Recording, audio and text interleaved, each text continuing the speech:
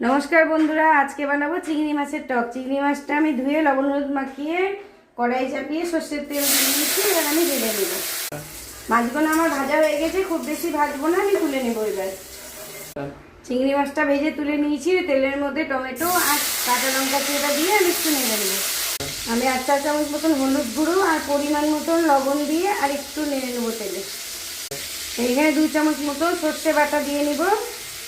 আর এখানে আমি তেঁতুল ভিজিয়ে রেখেছি, ওটা আমি গোটাই দিয়ে দেবো। কেউ চাইলে মানিটাও দিতে পারো। হালকা একটু কষে নেব। মশলাটা আমার কষা হয়ে গেছে, আমি খুব বেশি কষিনি। এবার আমি জল দিয়ে ঢাকনা দিয়ে ঢেকে নেব। ঝোলটা আমার ফুটে উঠেছে। আমি কুচো চিংড়ি গোনা দিয়ে আর একটু ফুটিয়ে নেব।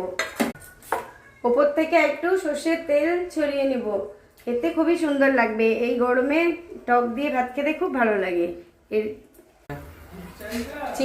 চিংড়ি মাছের টকটা আমার রেডি হয়ে গেছে। যদি রেসিপিটা আপনাদের ভালো লেগে থাকে, একটা লাইক আর সাবস্ক্রাইব করে আমার পাশে থাকবেন।